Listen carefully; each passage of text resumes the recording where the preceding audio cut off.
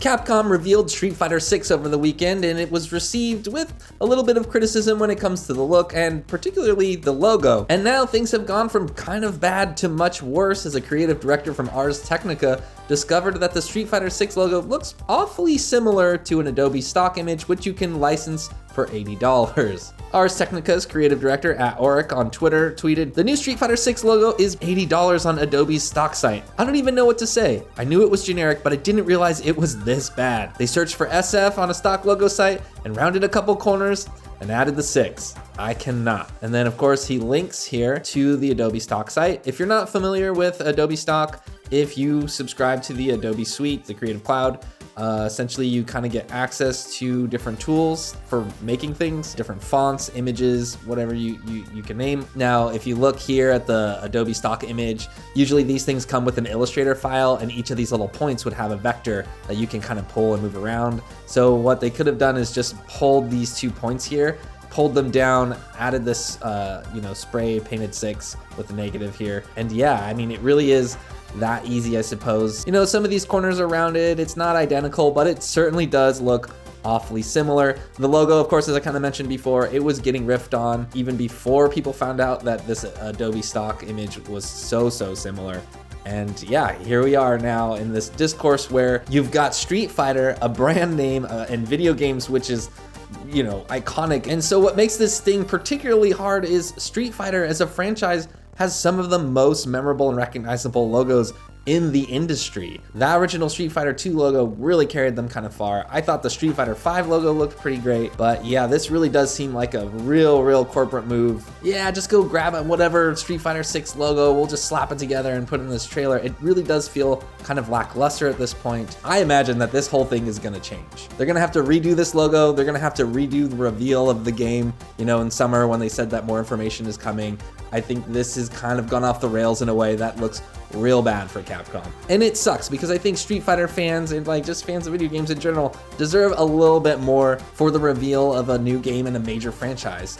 I think we think of Street Fighter, a lot of people, even though they don't maybe necessarily play it, a lot of people hold that name in high regard. But at the same time, it's not exactly a cash cow for Capcom. It does sell okay, but compared to their other mainline franchises, you can see why from a corporate level, somebody might ignore the needs of like the Capcom team over say like Monster Hunter or Resident Evil. Just to show you an example, you know, Street Fighter has sold over its lifetime, I think 6 million-ish copies. You know, a quick Google search, we got this Gaming Bolt article here.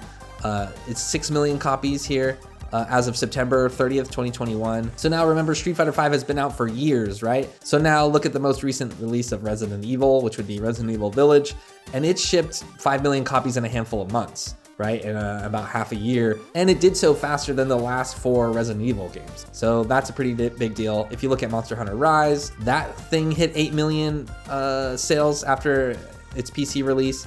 Street Fighter now, you know, is available on multiple platforms. Street Fighter 5 is. They finally released the full version of the game with all the characters and all of that. And yeah, it's not as strong of a franchise as some of these other games. Obviously, Monster Hunter World is the big one. 20 million copies of Monster Hunter World. That's quite a big difference from like this fighting game franchise that while we hold it in high regard, maybe Capcom not so much, which is why something like this might slip through the cracks. And weirdly enough, this isn't the first time that Capcom has had issues with like copying things.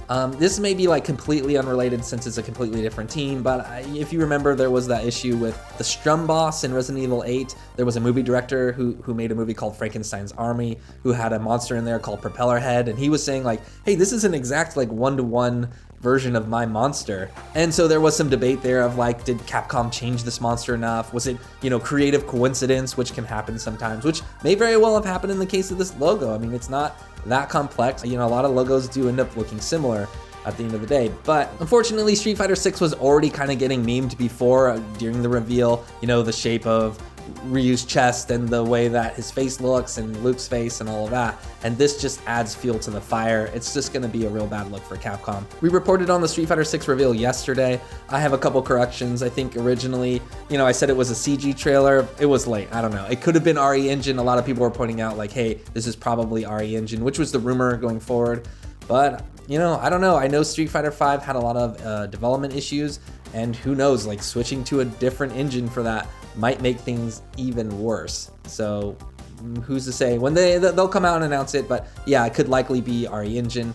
That's an easy one. They seem to be switching all of their games over to RE Engine, so you know, that very well could be a possibility. The other thing I had mentioned was that Ono was gonna be overseeing the game. That came from a story from IGN, which apparently I reached out to the author and he's like, oh, this was a typo. So yeah, Ono's not gonna be overseeing Street Fighter 6. If you missed my pinned comment in the previous video, you know, I was a little bit confused by it too, because I had heard before that Ono and like Capcom HQ and also the development team were all kind of having issues. So for him to kind of be put back in charge or be in some kind of a visual role for Street Fighter 6 would be a little bit surprising, but also at the same time, I know that there's a lot of fandom around Ono and his contributions to the community, so to like attach his name to Street Fighter 6 also would make sense. So sorry about the misinformation there. You know, we'll do better about this in the future.